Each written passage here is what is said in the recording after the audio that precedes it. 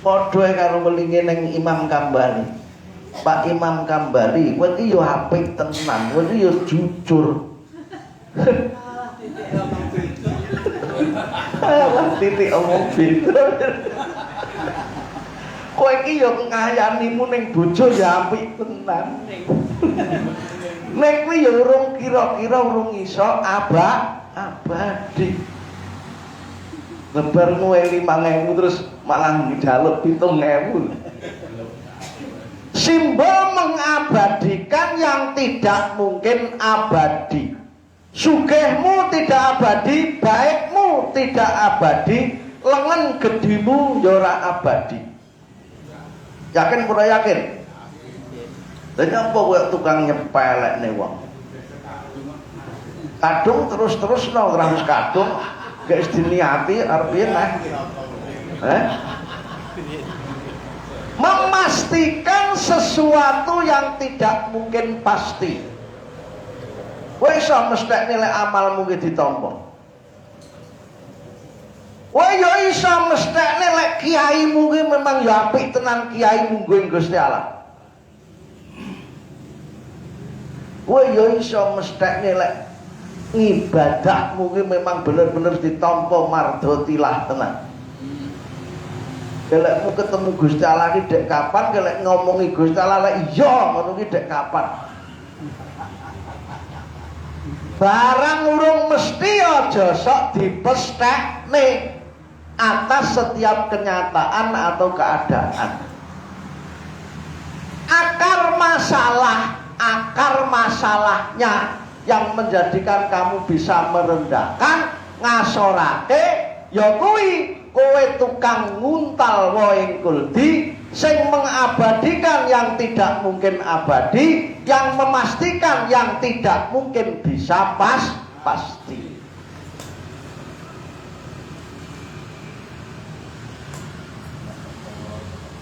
Nek wis ngene iki terus muweng rene sing ngomong. Kaji Sugir ku meneng. Nomor 2, karena sikapmu mengabadikan, memutlakan, akhirnya kowe iso merendahkan. Padahal iki gak mungkin. Merendahkan, ngasorake, nyepelekne, berangkat karena anggapan salahmu yang seakan keberadaan itu akan bisa terus kaya, terus baik, terus jelek, terus jahat, terus miskin. Iki lho marai kamu menganggap salah itu, akhirnya kamu bisa ngremehne, nyepelekne. Iki tauhid ora tauhid. Panggah tak tekoni tauhid ae wong. Perubahan yang pasti terjadi. Tidak diimani. Neng lek muni yo, aku ki wong Islam. Lah rukun iman kok imanmu? Ya iya. Lah kodok-kodare Tuhan kok iman? Ya iya. Iman kepada kodok-kodarnya Tuhan. Kodok-kodarnya Tuhan semua pasti berubah atau tidak? Pasti. Lah nyapa kok ora mbok imani sing gawe tukang nyepelekne wong. Nek iki iman kok ora sakjane. Mengimani kalau semua itu pasti terjadi perubahan atau tidak? Iki lek neng sains, neng hukum kimia, neng fisika pasti terjadi atau tidak? Imane wong fisika karo imane wong muslim sing kodok-kodar lho kira-kira kuat ndi? Alah, tiap terah padine ora hafal Quran kok fisika ngono. Ini hukum kepastian Tuhan, kodok-kodarnya Tuhan. Yang karena tidak diimani akhirnya tukang nyepelek nih. Numang samura terus kaya, terus miskin, terus elek, terus api, terus boeneng. Terus lancar. Terus akhirnya lek rada ora lancar setengah mutung-mutung sithik. Sepi.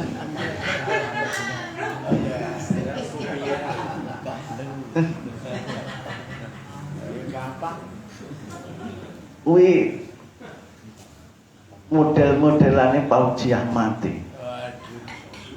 Wayah hasil ngono wis plembung-plembung. Wayah ora kasil mlukru. Perubahan yang pasti terjadi tidak diimani, berarti dia gagal dalam iman yang keenam, qada qadarnya Tuhan.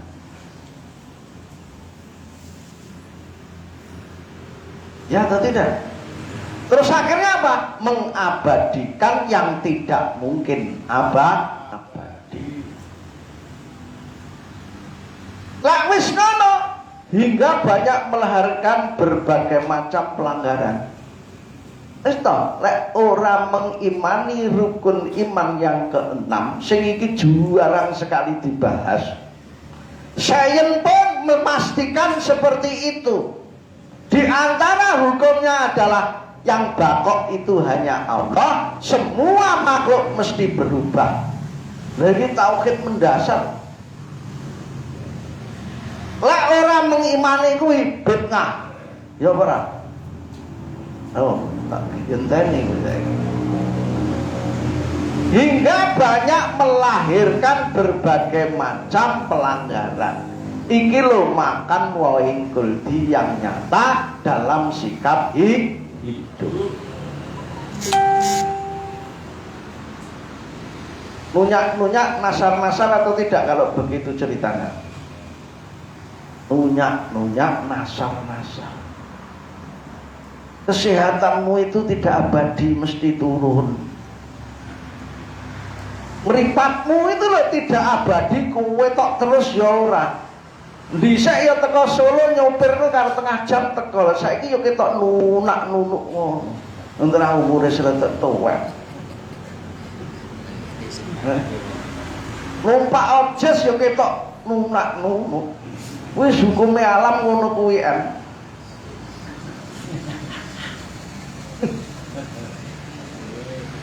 Terusnya mbok ngelingi jaman ning biting dhisik.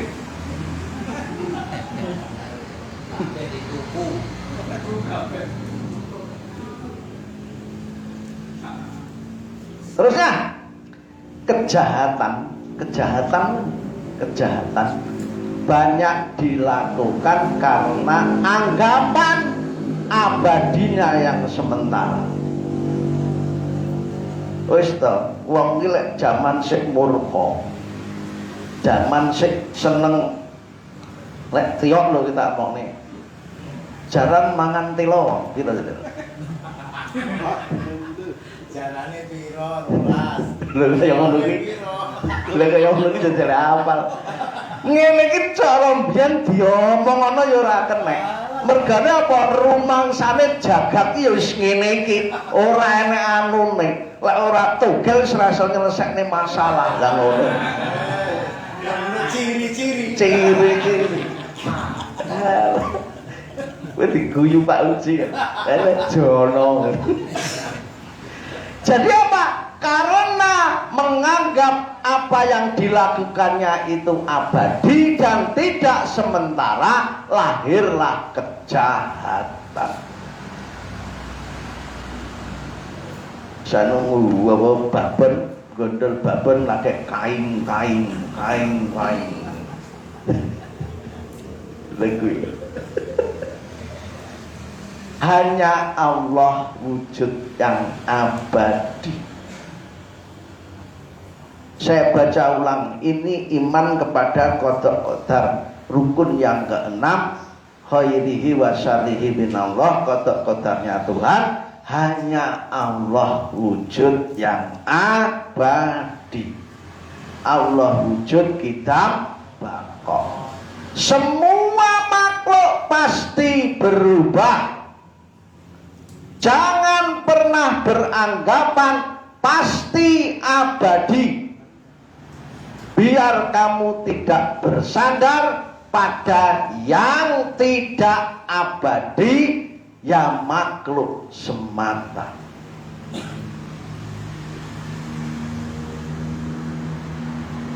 Awake dhewe iki kakean bersandar ning makhluk apa kakean bersandar ning Gusti Allah tenane tenan?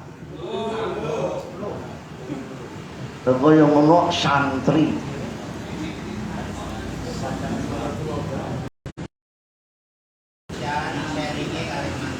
Alah sandare ning Gusti Allah ning melalui manusia. Melalui manusia tenan apa fokusnya ning manusia?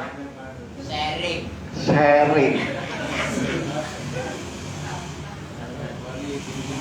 Jalek rumangsane tenan lek mu bersandar wareg ki ning sega apa ning Gusti Allah.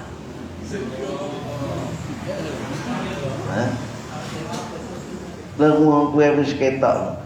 Sakjane tenane tenan Pak Gi sing ahli tauhid. Sandaranmu iki kepada sega apa kepada Gusti Allah waregmu?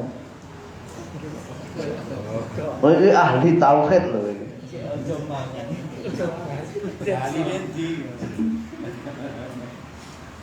Tenane tenan.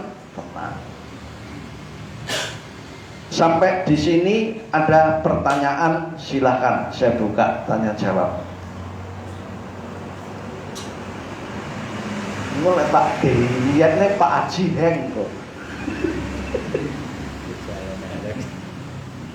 Ada pertanyaan, silakan. Pak Sukir.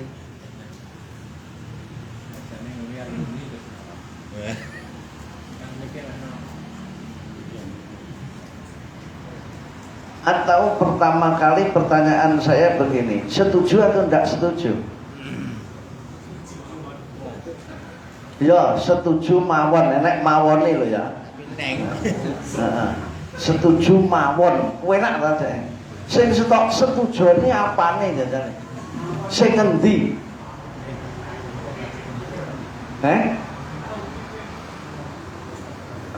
Ini harus betul-betul menjadi pondasi dasar sikap tauhid sehingga apa? Awake dhewe itu tidak punya alasan apapun untuk merendahkan, untuk nyepelekne, untuk ngasorake pada apapun dan siapapun. Maka Mbah Bani itu tulisannya sederhana nih yang wegel nih. Jangan meremehkan walaupun layak diremehkan.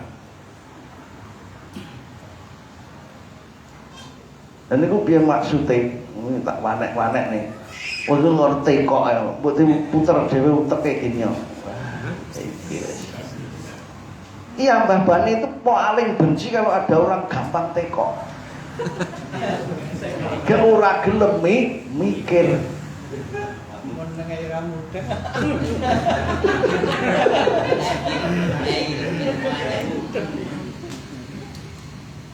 Oke, tak ada pertanyaan? Selanjutnya ada, silakan. Wih, coba. Yo. Rumah nanti, kok bojomu tekok ti? Bismillahirrahmanirrahim. Pak Haji guyu sih, anak musuh iki guyu. Perkawis senden ini Pak. Ya. Selamanya Tuhan itu nggak pernah bisa dijangkau oleh makhluk Pak ya. Terus pundi carane senden? Senden. Barang sing kaya ngono. Anggepen titik iki Gusti Allah. Sehingga kowe wis gaene senden ning titik ya ngono kuwi cakno ning titik minangka panjil maning Gusti Allah. Ngene ya wis. Perintah edan. Oke. Kamu rasakan kedahsyatan Allah dulu. Selamanya Allah itu tidak nyata kasat mata karena pandangan yang terbatas.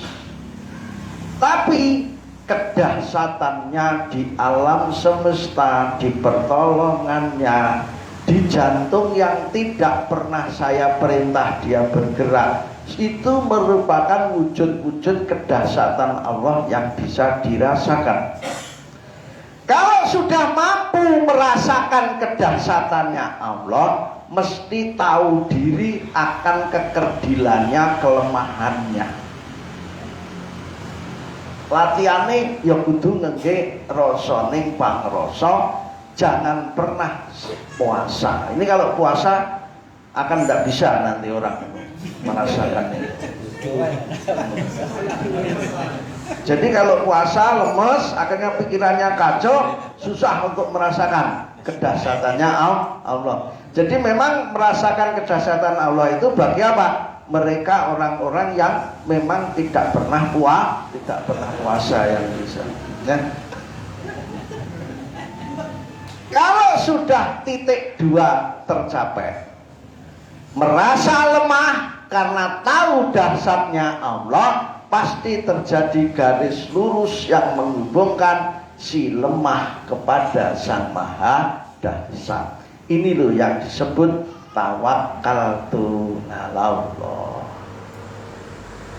Bisa ya dipahami? Kuncinya ngerasakne kedahsyatan Allah, ngerti ngerasakne kelemahan diri, pasti terjadi garis hubung tawakkaltu 'alallah. Lek kulino bersandar neng titik, akhirnya lali neng Gusti Allah.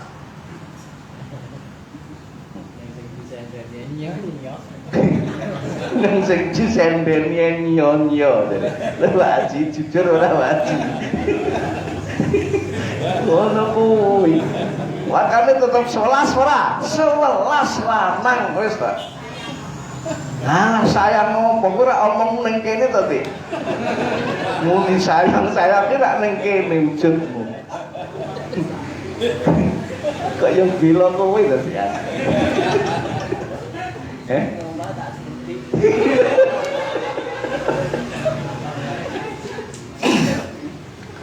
Neng kene iki sing akeh iki wujude iki jane sing diwulangi gak jane menungsa apa 11 lanang. Sing akeh 11 lanang. Oke, yang tidak abadi jangan pernah disandari karena itu sementara. Termasuk sikapmu merendahkan, meremehkan, itu pasti kamu bersandar, memutlakkan yang sementara, kamu anggap yang abadi. Nyapa Korun betentang-betenteng dengan kekayaannya, nyapa Fir'aun betentang-betenteng dengan kekuasaannya, karena dia mengabadikan kekayaan dan mengabadikan kekuasaan. Wih, sing lengene gede-gede nyepelekne ning wong. Suatu ketika lenganmu ki ya lemes. Dia atau tidak? Pak Jono ini dhisik refleke numpak motor ya mending, saiki ini ya jegaki.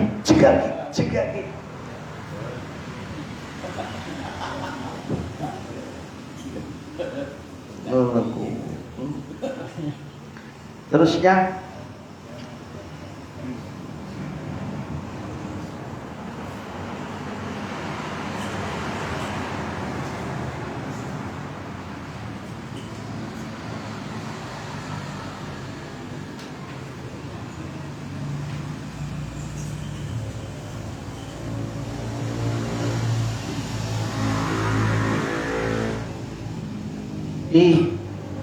tauhid kabeh di sini. Pertama, kita beri judul terbatasnya daya pandang. Kalau bahasa inteleknya ini relativitas manusia, relativitas makhluk. Pak Jono melihat saya itu dengan Pak Aji melihat saya mesti terjadi perbedaan. Terjadi relativitas, mesti terjadi bias, mesti terjadi pengurangan dari apa yang sesungguhnya. Nah, pertama Seringkali karena anggapan baikmu malah banyak meracuni kehidupanmu. Anggap kain sapi kaya ngene. Berarti baik digalak ngapus. Baik diledek.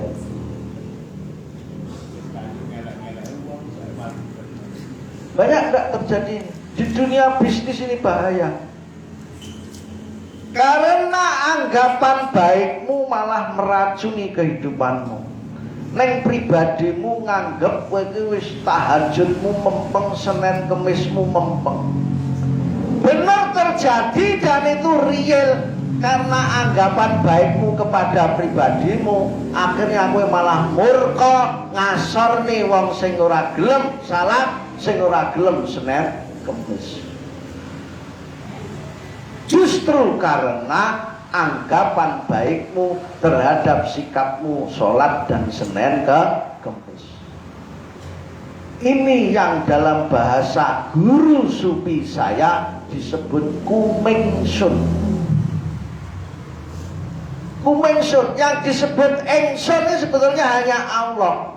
Lek menungso maca Gusti Allah namanya kumingsun. Lah kumingsun iki malah nggone wong sing apik-apik kuwi. Makane anggur malah wong ora apik. Ngono.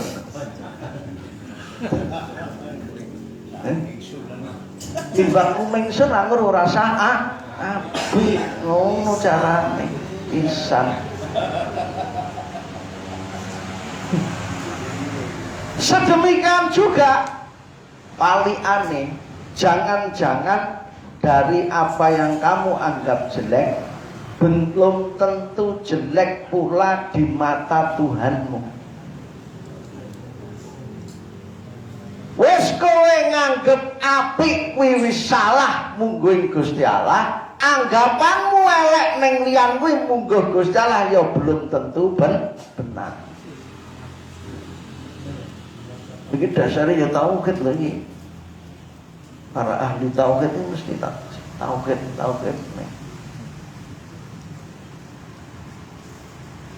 Jadi dengan demikian banyak sekali anggapan baik kita justru malah menjadikan racun bagi kehidupan kita.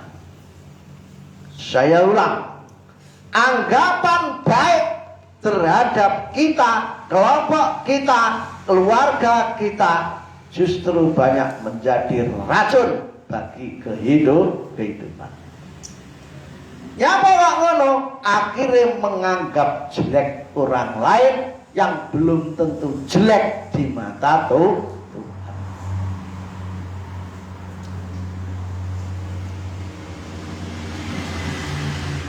Lalu yang wong semaling ngintes gambare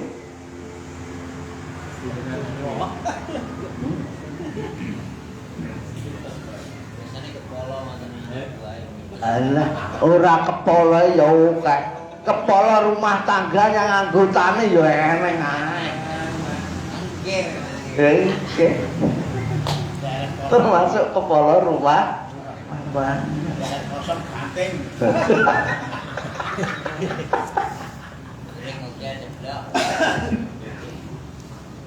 Terusnya, anggapan baik yang kamu pastikan. Begitu sapi tenang kurang guys, ini kan memastikan nih. Anggapan baik cuman anggapan yang kamu pastikan, ini bahaya. Penyebab kamu bersikap merendahkan. Jadi sumber merendahkan itu mesti memastikan baik, memutlakkan diri, terus akhirnya mesti merendahkan lainnya.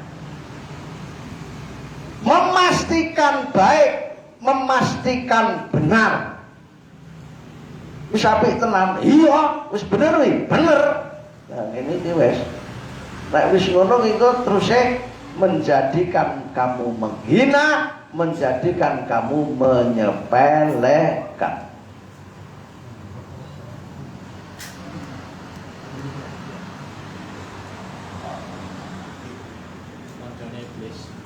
Koncone Iblis. piye? Iblis meremehkan Adam berarti koncone. Koncone iblis. Iblis koncone Nabi Adam. Konco aja. Maksudnya Iblis dulu kan meremehkan bahwa Adam itu lebih rendah.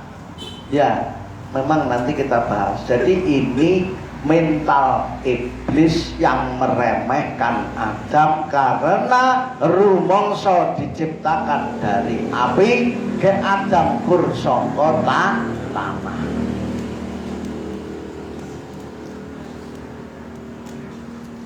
Sukirno diciptakan turun Tegalsari, akhirnya meremehkan wong ora turun Tegalsari. Tiba-tiba timbang dadi koncone iblis. Hakikinya yang ketiga, baik buruk, benar salah, hakikinya hanya milik Allah semata. Sing ngerti ya Gusti Allah, sing nilai ya Gusti Allah, dudu dapure wong-wong hakim-hakim jalanan. Takkan pernah bisa diketahui hakikinya selamanya. Bener salahnya ora tahu, awake dhewe iki bisa memastikan iki bener-bener bener, iki bener-bener salah selamanya. Selama masih di dunia kita tidak pernah dan tidak mungkin bisa memastikan. Itu tauhid ora tauhid? Hah? Tauhid ini ngene iki ora tauhid ini ngene iki. Lah nyapa lek wis ngono prinsip tauhid, mengapa dengan beraninya bersikap merendahkan?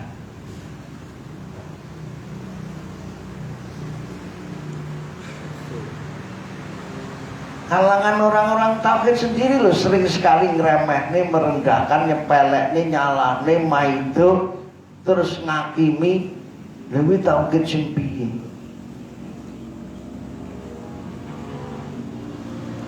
Terus sing diarani tauhid iki sing piye?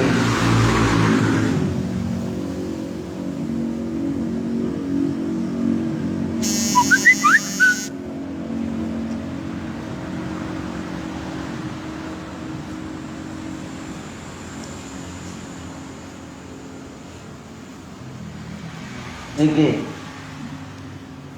belum pernah setuju ora? Hah? Wa asa antakrahu syai'an wa huwa khairul lakum wa asa tuhibbu syai'an wa huwa syarrul lakum wallahu ya'lamu wa antum la ta'lamun. Boleh jadi kamu membenci sesuatu padahal ya amat baik bagimu, bagi kehidupanmu, bagi masa depanmu, bagi anakmu, bagi cucumu. Dan boleh jadi boleh jadi pula kamu menyukai sesuatu, mbok suwenengi menurut nafsumu, menurut kehendakmu, padahal ya amat buruk bagimu. Sajane resikonya sangat buruk di hari ke depanmu. Ngene iki kabeh iki kowe ora ngerti, kur Gusti Allah sing pirsa. Allah Maha mengetahui, sedang kamu tidak pernah bisa mengetahui. Setuju ora? Hah? Lah ora setuju iki piye karepmu iki Quran? Lah Quran nek disetujokne ya salah sing nyetujokne kok.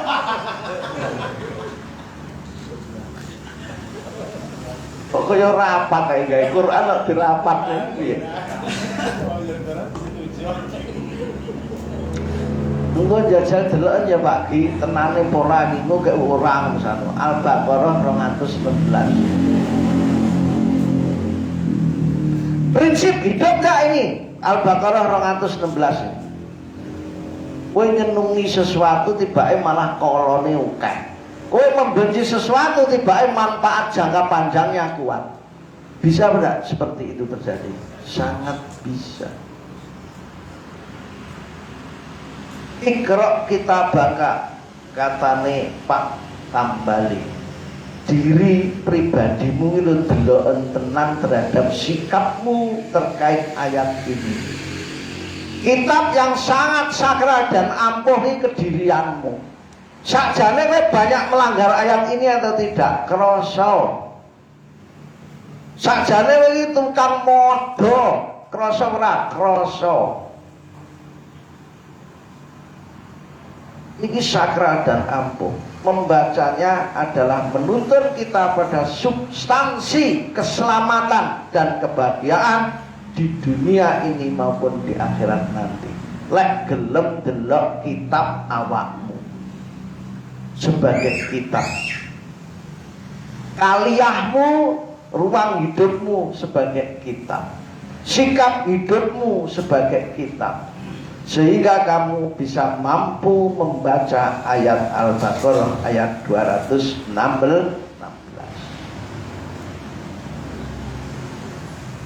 Makanya nek sing mokong-mokong tukang maido, tukang remehne terus-terus gak popo. Sing tukang nyepelek nih terus-terus ora popo. Wis kadung mah. Sakit. Karena sakit lagi. Iya, sa. Saya Pak Adris. Lagi mang ning di sing koncone ireng ya. Panggilan mendadak. Dari saya Pak standar. Bagaimana menghadapi atau bersikap kepada mungkin ada teman, ada saudara yang raportnya kurang baik. Kalau kita bersikap hati-hati, itu kita kalau dituduh itu nanti namanya malah meremehkan, atau ya meremehkan atau menjelekkan dan sebagainya. Itu malah hati-hati. Padahal hati-hati di sini takwa. Ini beli di sini, Pak. Iya. Maksudnya ini apakah kita itu pasrah, kita udah pasrah memang ya gimana kita? Alah aku gampang Pak Jod, aku ki ora ngremehne kowe lho ya. Ning kowe iki lek ngene iki ketoke kleru Pak Jod. Umpama digawe ngene piye? Ning tenan atiku ora ngremehne kowe ya. Selesai.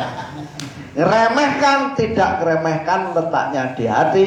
Manajemen keorganisasian, manajemen dakwah dalam watawasau bil haq watawasau bisor tetap harus jalan dengan iringan hati santun, tidak ada perniatan meremehkan, merendahkan. Hati-hatinya perlu. Lah iki dititi tenan aku ya jane iki giyetak iki nyepelekne apa getak tundidik kuwi ditekoni sik ning jero ati. Iqra kitabaka.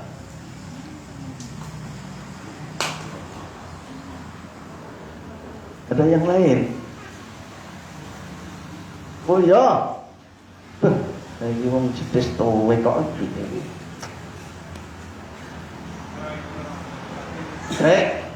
Wong jedes iki suarane kudu anu ya.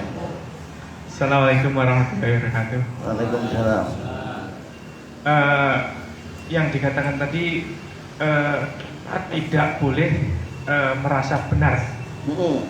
Utawa merasa malah salah atau kleru. Mungguhe bener tenan niku ingkang pripun? Mungguhe salah iki nggih terus pripun? Lek terus mboten saged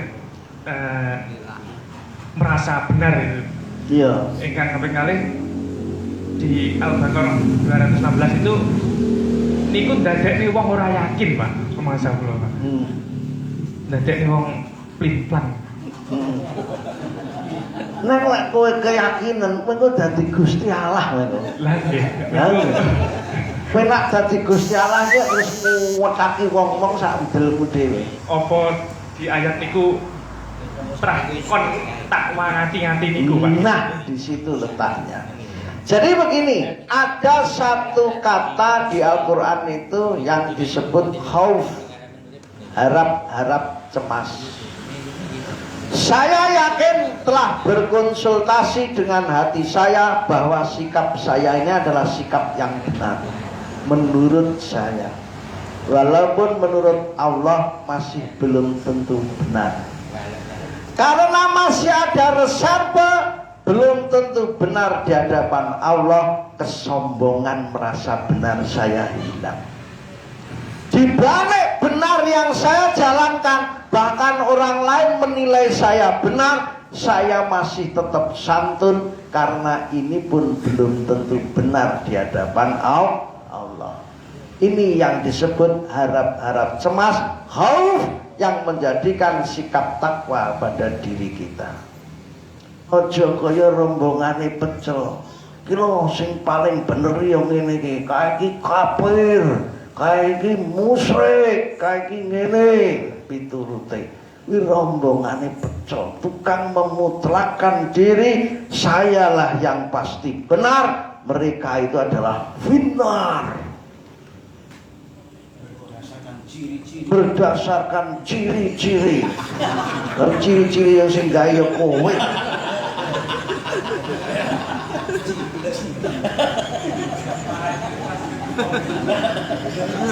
Kalau ayat ini menjadikan orang pelin-pelan, tidak. Ini adalah pesan moral. Ojo-ojo, bisa jadi wa'asa antakrahu. Wa'asa itu boleh jadi, bisa jadi.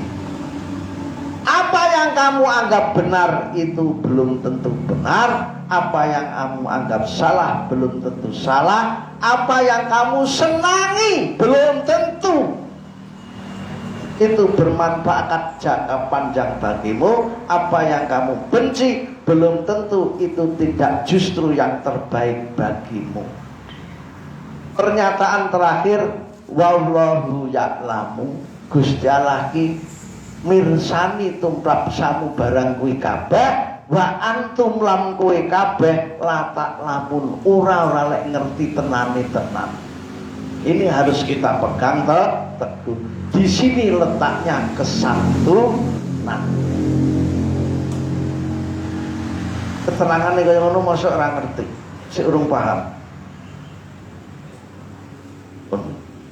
Teko olut golek ora ngerti ya. Paham yakin ini. Ada pertanyaan yang lain? Tengah 10.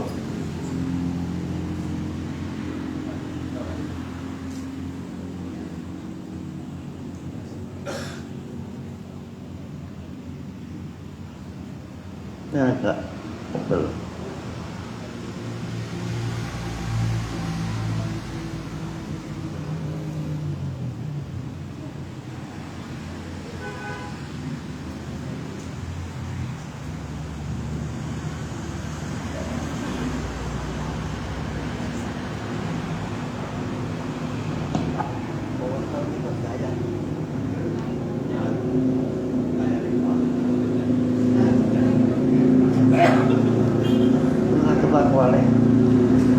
Yang belum tentu benar, logikane ini paling mendasar wong sing cerdas-cerdas iki. Yang belum tentu benar, berarti dasar pijakannya pasti atau tidak pasti? Belum pasti. Yang belum tentu baik, ini pijakannya pasti atau tidak pasti? Tidak pasti. Lah nyapa dengan beraninya wani merendahkan? Pilihan blok bongoh, apa malah ya blok ya ngoh. Jadi sesuatu yang tidak pasti untuk memastikan untuk mengukur sesuatu yang dipastikan, apa mungkin? Kamu bergerak cepat terus mengukur barang yang tetap, mungkin atau tidak mungkin? Tidak mungkin. Nah ini loh, logika ini harus kita betul-betul pahami. Yang belum tentu benar, yang belum tentu baik, kok berani-beraninya merendahkan. Ini hukumnya jelas bodoh dan tolol. Tauhid kurang tauhid ini. Tauhid tae. Aku panggah tauhid tae. Karena manusia itu belum tentu benar, karena benar milik Allah. Shadaqallahul adzim. Ngono kae kelingan loh. Hanya Allah yang maha benar yang mengetahui. Yang belum tentu baik, wani-wanine menghakimi, wani-wanine merendahkan, atau paling minim wani-wanine ngarani. Aneh. Enak enggak hukum logikanya semacam itu? Enggak ada. Nomor 2, merendahkan itu ngasorake dengan berpatok pada ukuran yang tidak pernah jelas dan pasti. Bukankah ini sikap tolol? Wong patokane gak jelas loh, standar penilaiannya ini gak enak. Terus berani-beraninya menilai. Hasil penilaiannya bus atau tidak bus? Bus. Maka dilarang dengan bahasanya Mbah Bani apa? Jangan meremehkan walaupun layak diremehkan.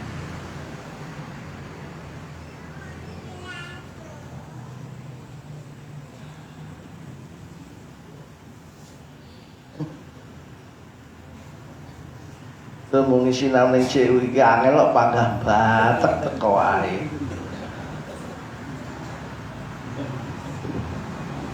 Pak Haji berarti malah buka lawang ae karo-karepmu.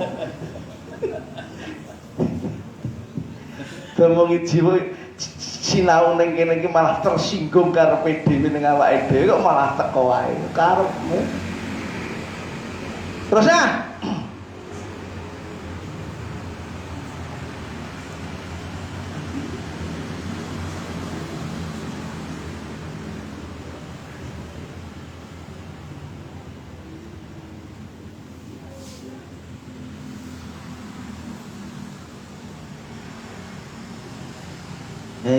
ini hukum fisika kabeh.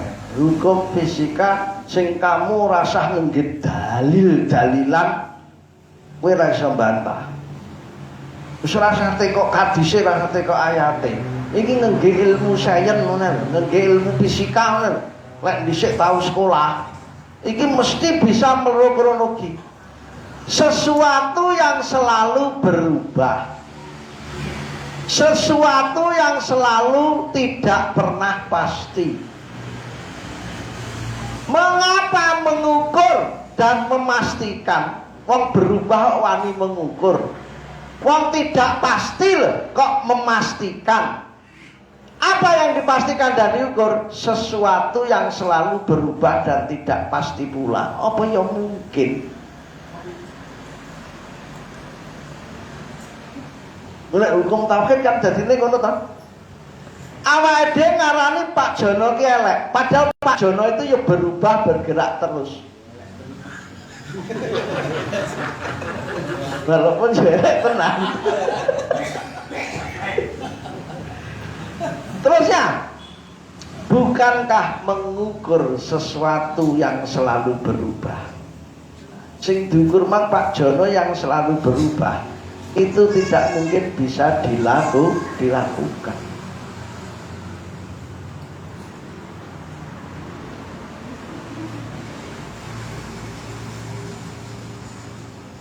Kabeh iki dasare tauhid. Hanya Allah yang tetap, hanya Allah yang baqo, hanya Allah yang pasti. Semua yang hawadis, mukhalafatuhu lil hawadis itu pasti berubah, pasti bergeser, pasti berubah. Tidak. Lah nyapa yang berubah kok selalu mengukur untuk dapatnya memastikan? Apa mungkin bisa dilakukan? Tidak mungkin bisa dilakukan. Terusnya,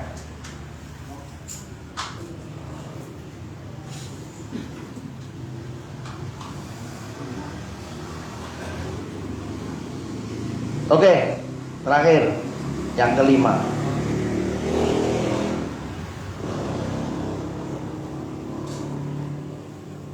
Ini pesan moral bagi para santri sing seneng ibadah. Para santri sing seneng ibadah, pesan moralnya ini.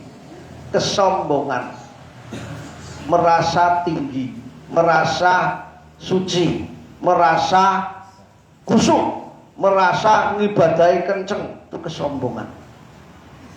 Itu namanya tinggi hati, keduduran hati ini. Beban terberat rohanimu untuk dapatnya terbang melayang ke kedamaian singgasana Tuhan.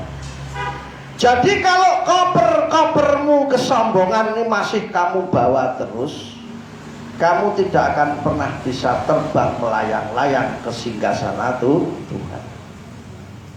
Kalau Tuhan itu kamu simbolkan kedamaian, di balik ibadah kencengmu, kalau kamu masih sombong, kamu tidak mungkin bisa bahagia. Saya ulang, ngibadahmu kenceng tapi masih sombong yang merendahkan, selamanya kamu tidak mungkin bisa bahagia. Yokur paling dilem karo Pak Jono, kok mempeng mengibadahi. Neng sakjane atine tidak pernah bisa bahagia. Dudul iki ngono.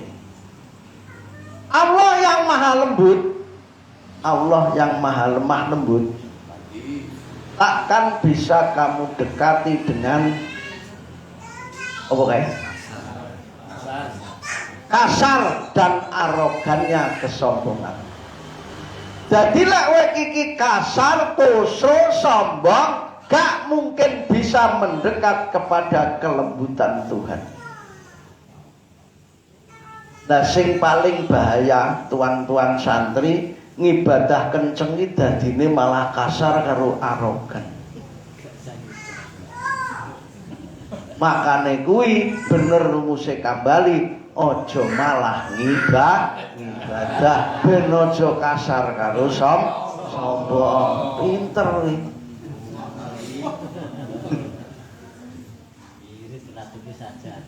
Irit ora tuku sajadah.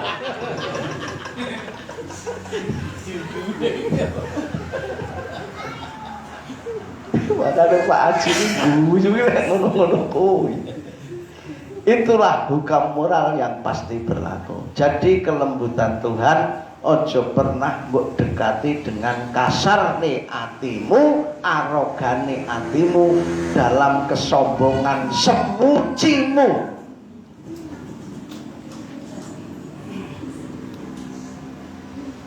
Nanti ada ceritanya. Hanya dalam rendah hati, hanya dalam kelembutan jiwa, kamu dapat temukan singgasana kedamaiannya. Hidupmu lho nyaman nan tentram. Saiki akeh ora wong ibadah ning ora tentrem. Saiki akeh ora ngibadah ning ora nyaman uripe. Oke lah, santri-santri sing mengalami ngono iki. Oke ora ning masjid malah ora enak rasane ning mergo tukaran paham ya. Itu karena mesti merendahkan, karena sikap sombong, karena sikap arogan. Banyak terjadi. Jiwa kasar. Anggapan telah sempurna dalam sikapnya, merasa sudah benar dan sudah baik. Itu loh, mbok foto ini penting. Jadi apa toh jiwa kasar itu? Jiwa kasar itu anggapan telah sempurna dalam sikapnya, merasa sudah benar dan sudah baik. Itu dadine kasar. Enek sing bantah atau tidak setuju minimal.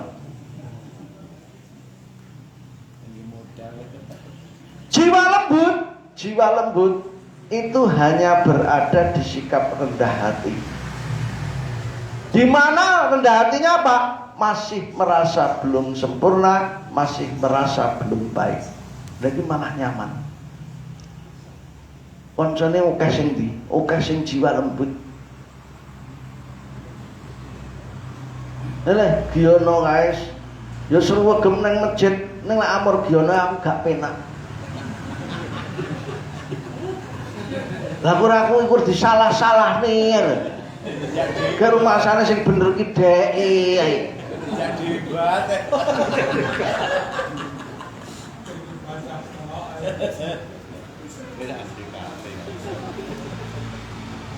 Nih ya, prinsip penting.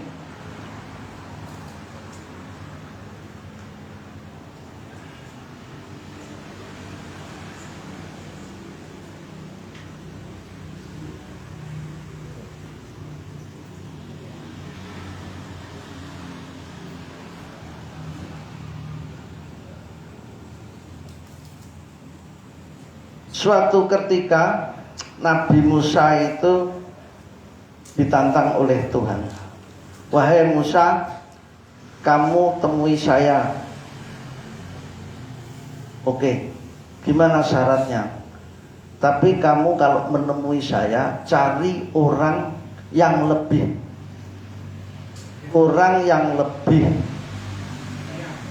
rendah dari dirimu. Oke, akhirnya dia cari makhluk, semua makhluk yang cari bersama kamu menghadap diriku, dengan syarat kamu mencari bersama dengan orang yang lebih rendah dari dirimu. Ini tesi Gusti Allah ning Nabi Musa. Ini cerita ini menarik sekali. Nah, akhirnya Nabi Musa ketemu wong tuwek. Wah, iki wong tuwek kaya ngene kayak kakean nganggur. Kayak kur kledrang-kledreng, ora tau anu kur yang warung sumure sak mulut tuweke, ngibadah ora. Kira-kira. Nah, wis.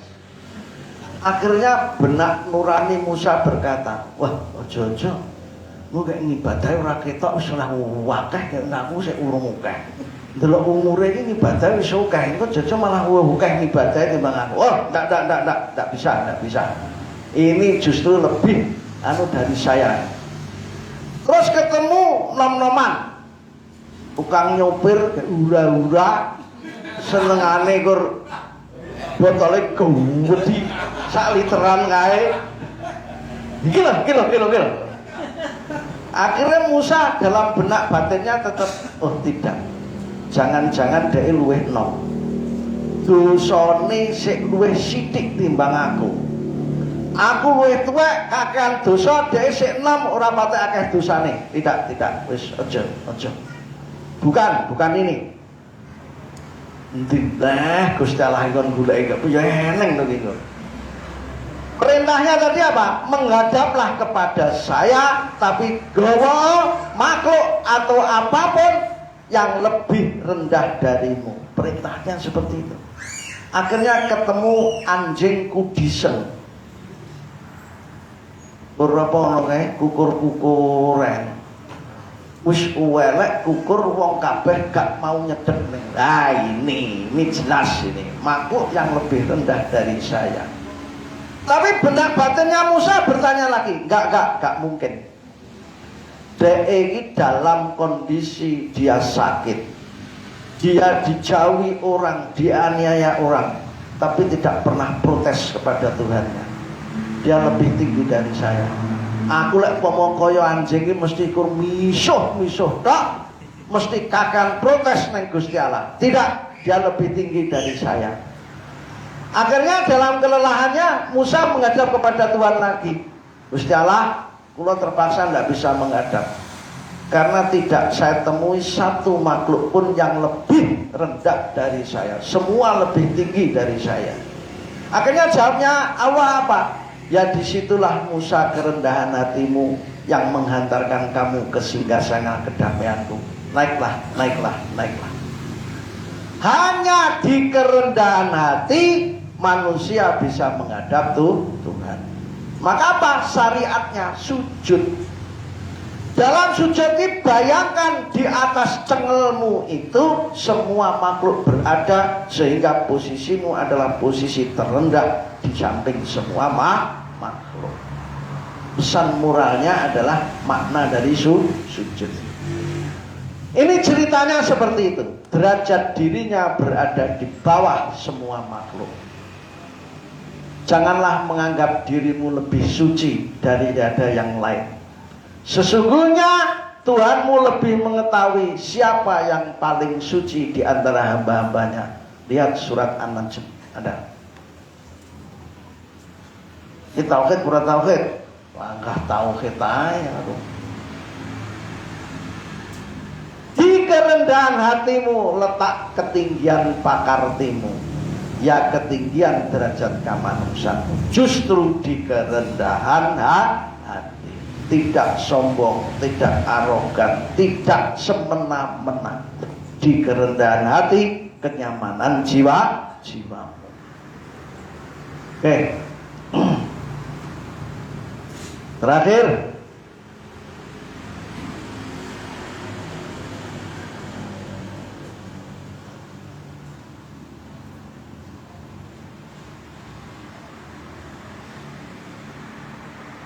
judulnya ini menarik. Baik yang malah melahirkan sikap merendahkan. Ini melingin yang santri-santri. Kusuk yang melahirkan banyak kesombongan. Ini ada satu kisah sahabat Nabi yang menarik. Jadi ceritanya begini. Dokdengi sahabat ini kan ya Abu Bakar, Umar, Ali, ya. Itu dokdeng-dokdengnya, bahkan itu dikatakan oleh Nabi jaminan surga oleh Nabi. Dia adalah bintang-bintang kehidupan. Kalau aku tidak ada, bergurulah kepada dia. Dia layaknya aku. Nah, suatu ketika pagi-pagi Nabi itu dilapori oleh para sahabatnya. Nabi, jangan mau ngalim pol sampai saya iri kepada dia. Tapi Nabi tidak pernah menjawab. Nabi, ada orang yang sangat kusuk ibadahnya, tertib sekali ibadahnya. Dia itu betul-betul saya kagumi dan saya betul-betul iri dengan dia. Nabi tidak pernah jawab. Dia diem aja. Terus akhirnya orang itu datang. Itu loh Nabi orangnya, itu loh. Itu, ya. Wah, ya tunggu dulu lah.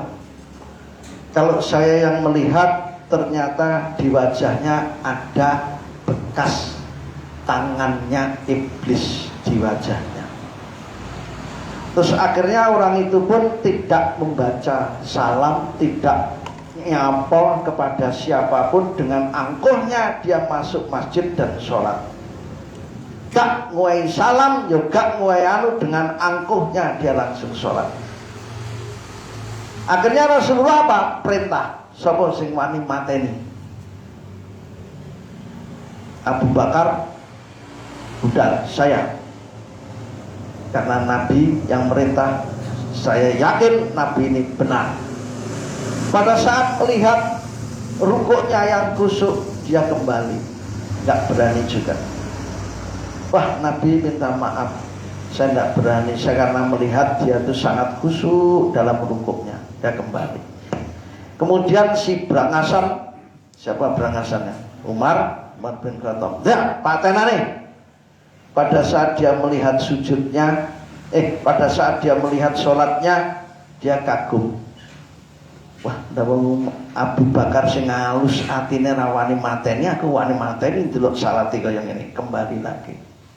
Terus kemudian Ali itu wongis ora diudel, utek wani tok, kalau udah perintahnya Rasulullah dia berani. Akhirnya pada saat dia itu sujud, dia juga melihat sujudnya dengan khusyuk.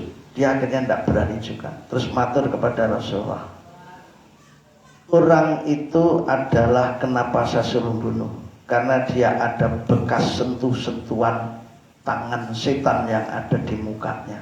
Apa? Sikap keangkuhan justru karena khusyuknya, sikap keangkuhan justru karena merasa baiknya. baik yang melahirkan jahat, baik yang melahirkan sombong, baik yang melahirkan arogan. Kalau tidak ada orang yang seperti ini, pasti umatku nanti akan damai semuanya. Itu pesan moral menarik dari sebuah hadis. Anehnya hadis seperti ini tidak populer. Pengkastaan banyak dikarenakan karena baik yang teraih. Saya ulang, karena meraih baik akhirnya gawe pengkastaan yang oleh Allah sejak kelahiran itu tidak pernah dikasta oleh Allah. Arab turun Arab karo wong dudu turun Arab kecuali takwanya. Ini Rasulullah. Allah Subhanahu wa taala ora neng sing beda-bedane menungso kecuali takwanya. Wis jelas kaya ngono. Lah banyak dikarenakan karena baik yang teraih kita menjadikan pengkastaan manusia. Oh ini turun biru, aku ke ora. Oh ini turune Tegal Sari, kowe ora. Kowe malah kiai lho biasanya sing gawe kasta-kasta. Termasuk Pak Maksum kan. Pun Tegal Sari. Iya. Nyatane yo. Baik yang disombongkan menjadi baik atau tidak baik? Bahayanya baik itu kalau disombongkan. Kalau sudah baik disombongkan, itu namanya bukan kebaikan. Makanya tahajud mau coba guguan, marai kesel neng ora enek manfaatnya. Kayak pagi tauhidnya tinggi, lah tauhidnya tinggi pagi malah disombongkan. Nggih nenyeki wong sing kaya aku ra tek tauhid ngene iki. Sombong yang karenanya pasti merendahkan. Oke, menarik. Cerita pertama Musa, cerita kedua sahabat Nabi yang khusyuk sekali. Karena khusyuknya justru dia mendapatkan sentuhan tangan setan. Materi ini ya enak-enak.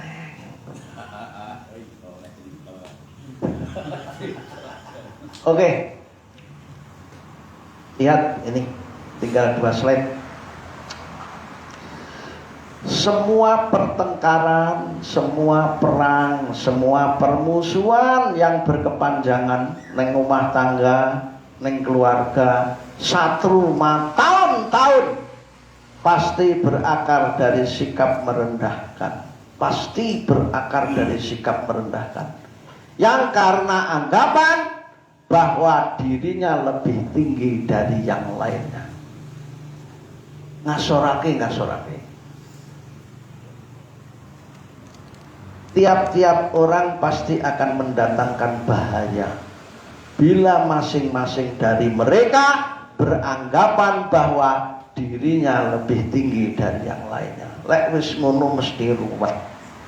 Delaan kelompok organisasi apapun termasuk takmir masjid, lek wis menganggap dirinya, pendapatnya, kelompoknya lebih tinggi dari yang lainnya, yang terjadi senajan ning masjid tidak ruwet. Mula ya, aku tak meling ya, Kir. Ojo kaya mbiyen ya, Kir. NU karo Muhammadiyah kiye-kiran ning masjid lho, Kir. Kok saiki? Alah, ora gonmu. Ini Konfusius tahun 551 478 sebelum Masehi. Akhir ini merendahkan, ngasorake selamanya takkan pernah bisa dilakukan jika kita paham benar hakikat